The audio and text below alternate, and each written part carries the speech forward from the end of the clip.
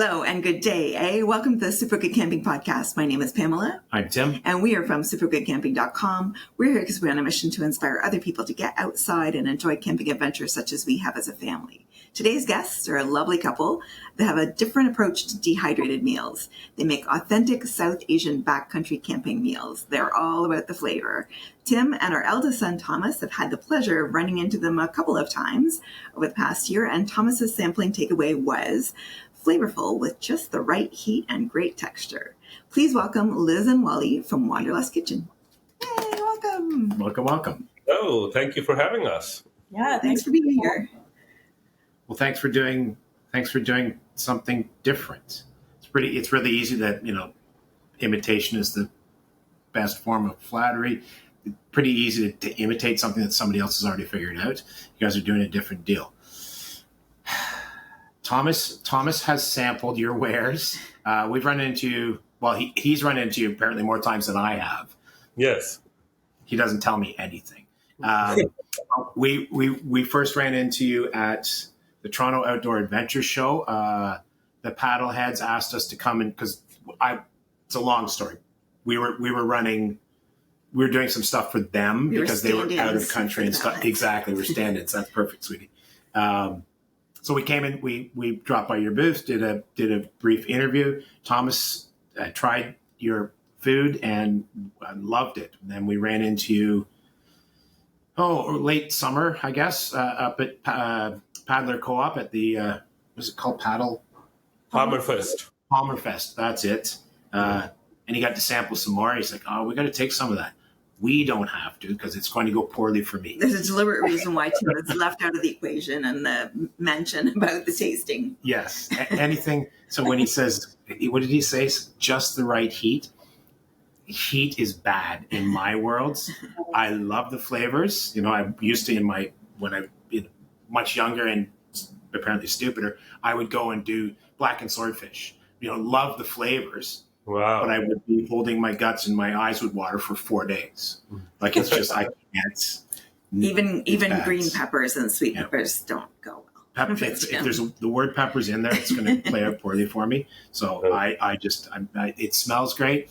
I'm sure it tastes wonderful. Not trying it. It's funny you bring up green peppers because Liz is a very adventurous food eater. Like she's the biggest foodie that I know. And she would eat everything, but green peppers is where she draws the line. It's true, yeah. Like green peppers, no, don't like that bitter taste. Oh, cool. I just don't like the tummy issues. Yeah.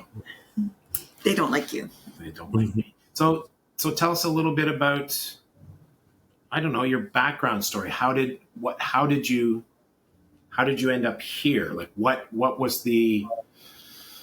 what started you down the road of making very different dehydrated meals? Yeah. I moved to Canada in 2004, and I moved here from Lahore, Pakistan. And it's basically, think of Toronto and then multiply the size by, 20 times. So real urban jungle. And I moved here to go to school. And I was lucky enough that I met a guy. He had just come back from this world trip, and he had basically biked across the world on different places. And I was just mesmerized hearing his stories. And he was like, "Hey, I'll take you camping. Do you want to go?" And I was like, "Sure, yes, I would love to." And he ended up taking me and a bunch of other newbies on a canoe trip to Georgian Bay. I wouldn't say the exact spot because I've been sworn to secrecy, so I don't want to offend my mentor, so to say. But anyway, he took us on this canoe trip on Georgian Bay, and the winds were 40 kilometers, like crazy going. But we didn't know any better. We didn't know that the canoe could flip or anything, so we were just like, la la la la la. It's such a great time. So anyway, once we got there. The other guy who had been on a trip before was a little bit annoyed that, hey, you took these new guys on this trip and it could have been really scary. But anyway, what we don't know, we don't know. But we got there and it was just mind blowing. I was like, wow, you can't see anybody anywhere. There's no phone service. You are disconnected. And it was just absolutely beautiful. The rocks and the water. So I was just hooked right away. I was just totally in love. Um, but the only thing was that when it came time to eat food, the food, I should say, left a little to be desired. It was some instant noodles and some, I don't know, I think it was like some freeze dried food somebody brought. And I was having it and I was like, why is this so bland? And why is this a punishment? We're in such a beautiful place. Why can't the food be good? So anyway, on the subsequent trips, I started bringing my own food, like Pakistani food. And at that time, I would just freeze it and bring it in a cooler somehow or make it on the fire. And it was super fun. But then as we started going on longer trips, we're like, oh, we want to have good food on like day 8. So Liz and I do this trip every year, like for 8 days. So we want to be eating good. And then we started dehydrating our own food. I love to cook at home and I have my own family recipes. So basically, we started to do our own dehydrated food for ourselves. And we really like it. And then we shared it with other friends, new people we have taken camping since. Because it's always a joy to take new people camping for the first time and they see a new thing. Yes, And as you know, it's like you want to make sure they have the best time of their lives because they're like in the beginning, they're like, oh, am I going to be bored? What am I going to do? What's going to happen? But then once they're there, and especially if the food is good, they really enjoy it. So we shared our food with our friends and fellow campers, and people really, really liked it and really encouraged us. They were like, hey, man, you got to start this as a business. And it was just a campfire kind of story where, friends tell you stuff and some things stick. Most things you forget about. But that really inspired us to be like, yeah, actually, we do want to bring these flavors to more people.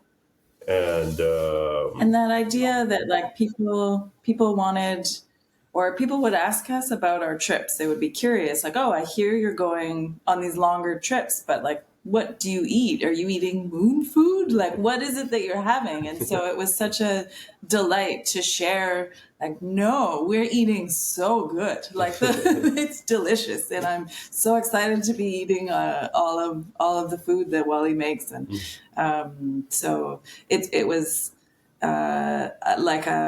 we got that feedback right away from people of they wanted to go out and explore the outdoors, but they were afraid of what the food would be and like how to solve that problem. And so we saw like, oh, if we start this as a business, we can be helping other people to get out there and like check that off the list, that it makes it easy so that you don't have to be scared about having bad food when you're camping. Yeah, basically, we want to make getting outdoors a little bit easier and a whole lot more tastier for people. That's a good philosophy. I can tell you from personal experience over the years. I mean, it was we would, the only way we got flavor was because Knorr, like KNOR, Yeah, right? yeah. They made soups and pastas and stuff like that. So otherwise, because it was pretty bland. What, Kevin Wright's cookbook was that? That was a definite win for us. Yeah. I guess we should mention our tagline is "Bland can take a hike." So we are definitely addressing that issue. I had a chuckle about that over your Instagram handle. Was that too? Yeah. I didn't read it the first time. Didn't read it probably the first time. For some reason, I thought it was like Blake can take a hike. It's like, I don't think either of them are named Blake. Then I reread it and went, oh yeah, that's perfect. That's an excellent tagline, man. We had fun coming up with that one. Well, I thought Thomas's comment about the texture was interesting because dehydrated food, at least ones that I've had, have not always had a really nice texture when you rehydrate them. They're kind of still a bit dry, sometimes chewy. Yeah, well, and certain ingredients don't necessarily rehydrate well. Have you had some spectacular failures and then gone, okay, so we need to figure out how to deal with this? Yes, actually, there's this one dish that when we first started the business, or like we're in the planning stages and trying out different things, because we had done it for ourselves. One of the things we really liked was called chana dal. It's basically split chickpeas, which it's already split up. And we thought, hey, that would be like an easy thing to do, and we have done it before. And when we did it try to do it at a bigger scale and commercially, we found that it took forever to rehydrate. And the expectation is like that it would rehydrate in 15 minutes or so, but it for some reason that one was not conducive to that process. So we definitely had to do a lot of testing and different items. But we're lucky that the first three that we have started with, like we have eaten them like over the years, and every time they are perfect. And obviously we have like evolved recipes to get to bigger scale. But that's something we take really seriously, right? Like for us personally, it wouldn't matter if something takes half hour to rehydrate, but that is not as conducive to, say, the business. Like people's expectation is a little bit quicker, 15 minutes or so. So we have worked on that hard and just made sure that you still get the texture, but it also rehydrates really well.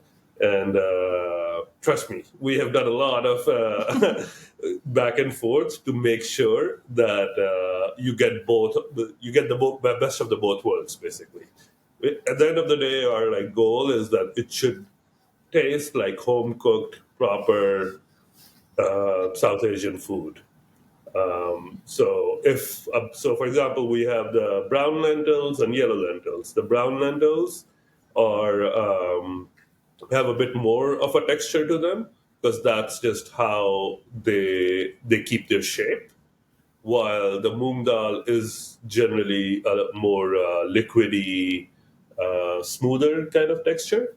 And for both of them, that's how they come out rehydrated as well. But dals are generally really good for dehydration and rehydration, along with the basmati rice, which was actually a real big surprise for us because we are, a lot of people are, but especially people from South Asia are very particular about their rice. That it shouldn't be too shmooey. It should be like not quite al dente. Like it should be soft, but it should be firm and it should be whole. And after doing a lot of testing, we were able to achieve that. So that's something we're very happy about. Cool. Well, and there's a perfect segue because testing has been on my brain. How long have you been? How long has this journey been? Because there must have been a boatload of testing in between just to get to that and then figure out how to upsize everything, make it all play out. Well, it's like we were testing it for ourselves for a bunch of years, right? So we were doing trial and error for home cooking, basically, for our own trips for many years. I don't know. 8 years? 10 years? 8 years or something. Yeah. And then I guess we got really serious about it last winter is when we started doing trials. So I guess 2 years that we've been doing more recipe development, I guess. Yeah. So I think end of 2023, start of 2024, we started giving out, making little small packs of samples to basically friends and friends of friends. And then just asking them for what their opinion was and how it was working out for them. And then we started. So it was more. It was at least a whole year of doing recipe development to get to a point where we were like, okay, now we are ready to sell. We had a good mishap the first round of testing we did, where we had put oxygen absorbers in to the Mylar bags that we gave out to people, and we had just handwritten instructions, and there were some non-campers who we gave it to, and they didn't know that they were supposed to remove the oxygen absorber. So I have one friend who's very proud that their claim to fame is that now it's the first step on our instructions is to remove the oxygen. So I was like, yes, this is good feedback. It affects the taste. Well, and you mentioned about recipe development, and I'm thinking South Asian. I like South Asian cuisine, and I can eat it. But I think of like it being rich, so lots of like oils or ghee or something that gives it that. But isn't that difficult to dehydrate? That's my understanding with dehydrate. Absolutely, yeah. Yeah, actually, you're absolutely right. Yeah, oil is really hard to dehydrate, and we put in very, very little amount of oil in our recipes, especially for this purpose, because it doesn't dehydrate well. But the other thing is that with the dals, like at least where how I grew up and where I grew up, like you wouldn't really put that much oil or ghee in the dals. It's like an additional topping that you might add, but that's only really for like fancy occasions or something. But at home, like sometimes my mom wouldn't even put in any oil in the when making the dal because it already has like a lot of flavor to it. But you're right. If you were doing something like I don't know, like chicken curry or something, there would be a lot more oil in that. But that's not something we have to deal with because all our products are plant based.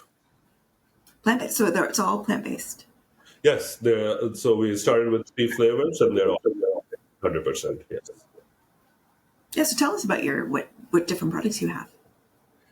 Right. So 3 we started off. There is the Masur Dal Chawal. That's the brown lentil curry with rice. So it's the brown lentils with a slight little 25% mixture of the regular red lentils. And then it comes with basmati rice. So that one has a bit of a nutty kind of flavor to it. And that's a recipe from my grandma and my mom. That was like the most comfort food that you can get. It was so sweet when his sister was visiting, and she tried it, and she was really excited. Oh, it's just like Ami made, and it was really nice to have that like the affirmation, like yeah, we did it. Yeah. It's mom approved. Yeah. So there's that one, and then the second one we have is something called Chikor Chole. That's our chickpea curry, and we make it a point to say that it's not your regular chana masala. So Chikor Chole is a dish from a breakfast dish from Lahore, and the difference is that it has a really rich potato base to it, and then it has some ingredients like black cardamom and cinnamon, which gives it this really smoky flavor. But traditionally, it's eaten.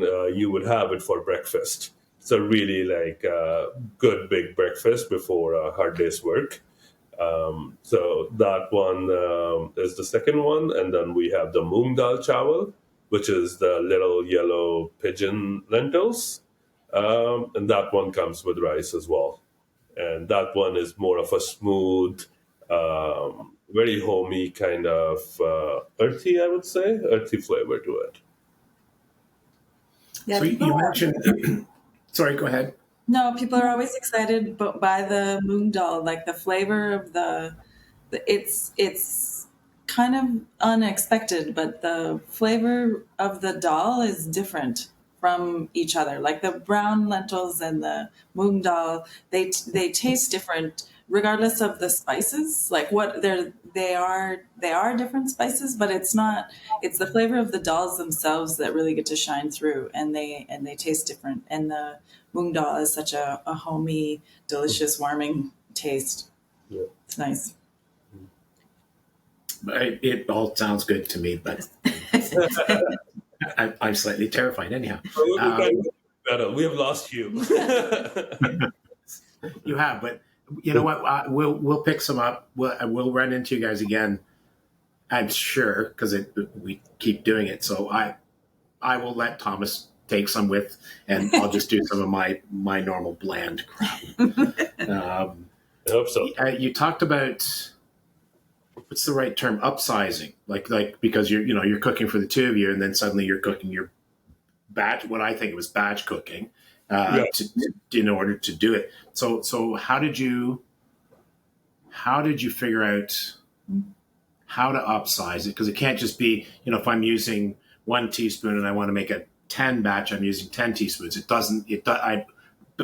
Being a batch cooker on the weekends, I know that it doesn't translate that way. It's not quite that simple. And then tell me what the heck, like I have a big ass dehydrator here at home, but it's, it's running for how many ever days in order to cook for our 8-day trip. If you're talking about making products to sell, mm-hmm. I can't picture a larger home one than mine. So what do you do there? So sorry, tell me how you upsize, and then tell me how you dehydrate all of that stuff.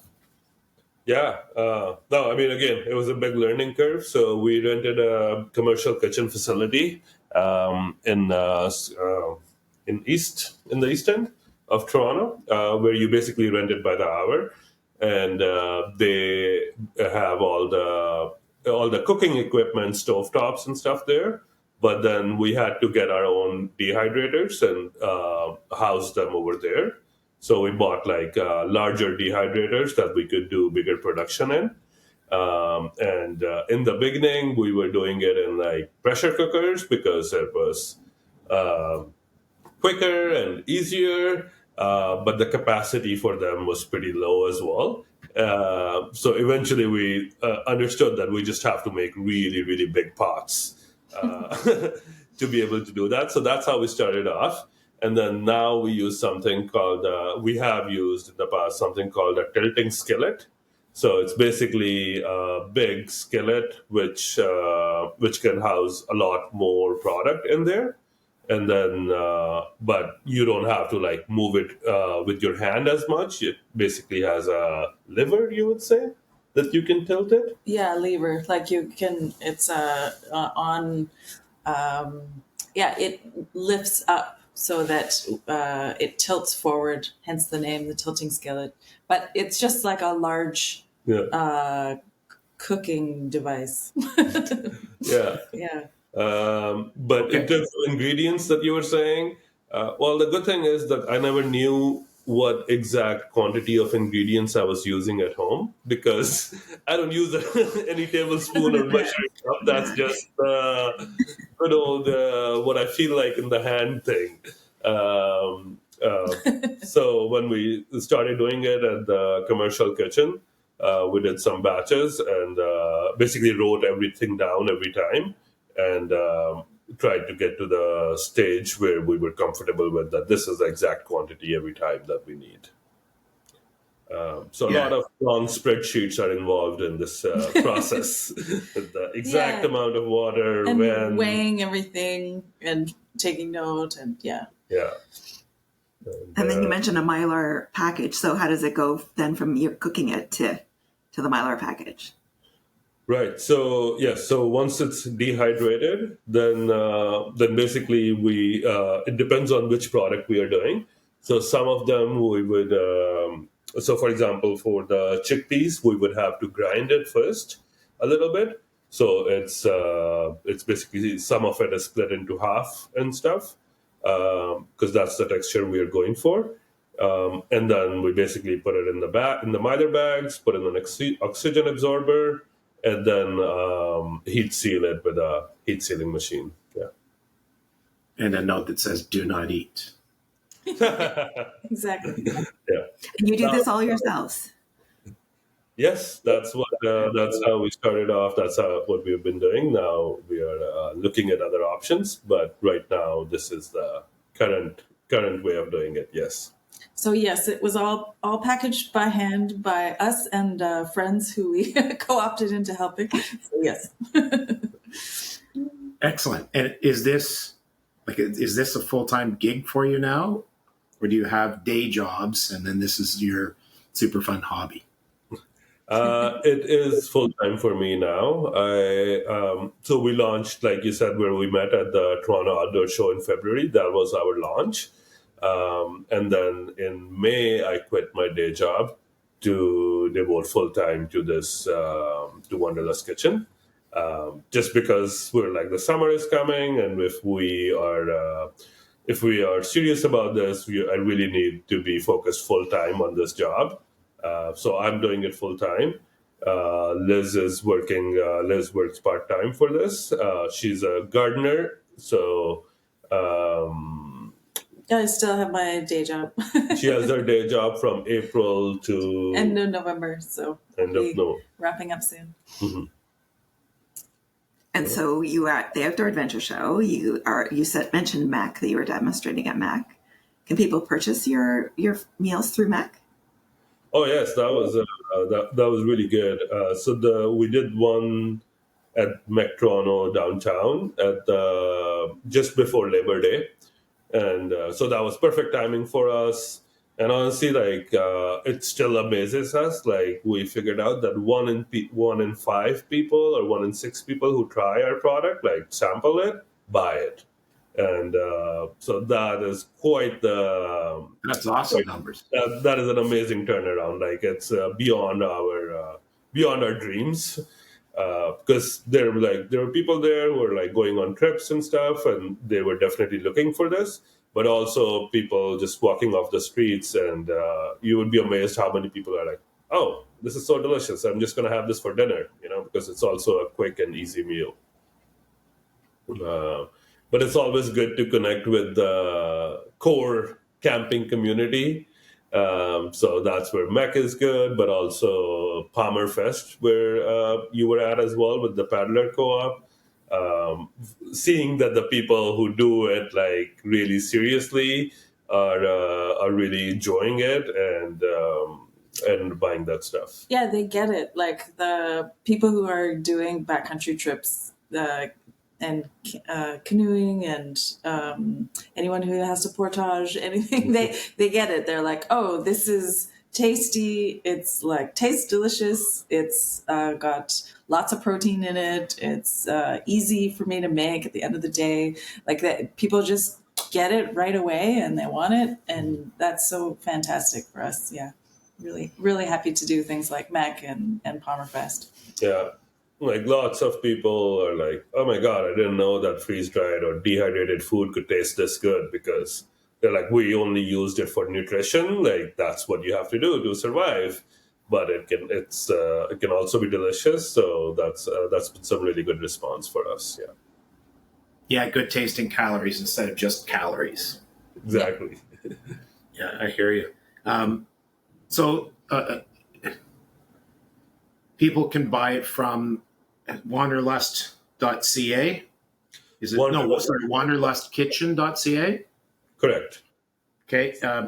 Anywhere else? Like, does Mech carry your meals? Not yet. Not yet is what I'm allowed to say right now, but we will have developments very soon. We are in a couple of bike shops in Toronto. There's Brockton Cyclery, and then we are at Rise Up Foods. Also, now we are available at the Paddler Co-op. So we are slowly. So next year, that's going to be our big push, is to get into more retail, and we've also been talking to a lot of guides for their guiding trips. Yeah, outfitters and stuff, because you'd be perfect fit for that, right? Yeah. But definitely, you can always order online from our website, wanderlustkitchen.ca. And it gets delivered pretty fast. And Sweet. are you guys going to be at the Hamilton show? We really want to.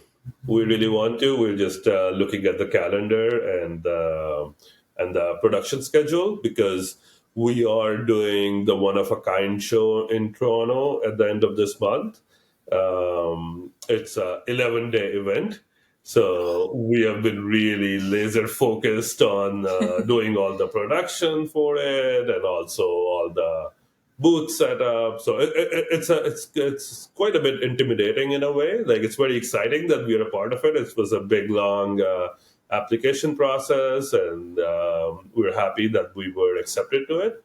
But right now, it's all hands on deck to make it a big success, because it's a lot of time investment, energy investment, and also 11 days. So yeah. 11 days, that's a haul, man. Like, that's a serious commitment. So Yeah, it's 10-hour days, most of them interspersed with some 14-hour days. well, better you than me. Well, we're very lucky that we have some very good friends who have started picking up shifts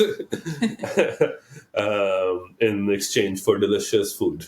That's a good trade-off. That's a good barter. Yeah. Yeah. Okay. So for the holiday season, we have a special sale coming up where you can buy one each of our product in a holiday bundle. It's 3 for $40, which is a 20% saving. It's great as a stocking stuffer, or for your trip, for the epic trip you're going to do next year, or especially if you have a person in your life who has all the gear already. And so you're thinking, what do we give somebody like that? You can give them delicious food. So yes, check it out. It's 3 for $40 available at wanderlustkitchen.ca. It's available. The sale is going to be valid till December 10th. So we have enough time to get it to you before the holidays. So it can be a stocking stuffer, which I think is an excellent idea. I see a kid, not for me, but I see a kid that has a stocking stuffer. Maybe for Thomas it can be. Might send some over for the other kid too. He might actually. He would it. enjoy it. Yeah. He loves South Asian. Yeah. Nice. Okay. All right. That's it for us for today. Thank you so much to Liz and Wally from Wanderless Kitchen for joining us. Please do check them out. They are at wanderlustkitchen.ca, and Bland can take a hike on Instagram, and not the wanderlustkitchen.com. No, not that. That's a different deal. That's a different deal. But please do check them out, wanderlustkitchen.ca, and you can check us out anywhere that you happen to be, whether it's all the social media or on YouTube. And we would love it if you subscribed and talk to us anytime you like. We are at hi@supergoodcamping.com. That's hi@supergoodcamping.com. And we'll talk to you again soon. Bye. Bye.